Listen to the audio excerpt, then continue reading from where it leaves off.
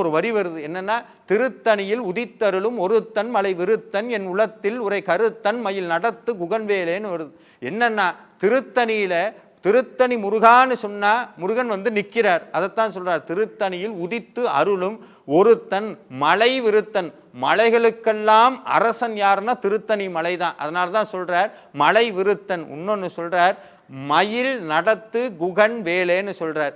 மயில் உங்க எல்லாத்துக்கும் தெரியும் முருகப்பெருமானுடைய வாகனம். அதுக்கடுத்து சொல்றார் குகன் வேலேன்னு சொல்றார். முருகன் வேல்னு சொல்லல, அதே மாதிரி சுப்பிரமணியர் வேல்னு சொல்லல, கார்த்திகேயன் வேல்னு சொல்லல. ஆனா ஏன் குகன் வேல்னு ஒரு வார்த்தையை பயன்படுத்தினார்? குகனுக்கு பக்கத்துல மயில்ங்கிற வார்த்தையும் பயன்படுத்துறார். அருணகிரிநாதருடைய ஒவ்வொரு வார்த்தையும் அருணகிரிநாதர் எழுதியது கிடையாது. என்ன சார் இப்படி சொல்லிட்டீங்க படாருன்னா? அருணகிரிநாதர் எழுதியது கிடையாது.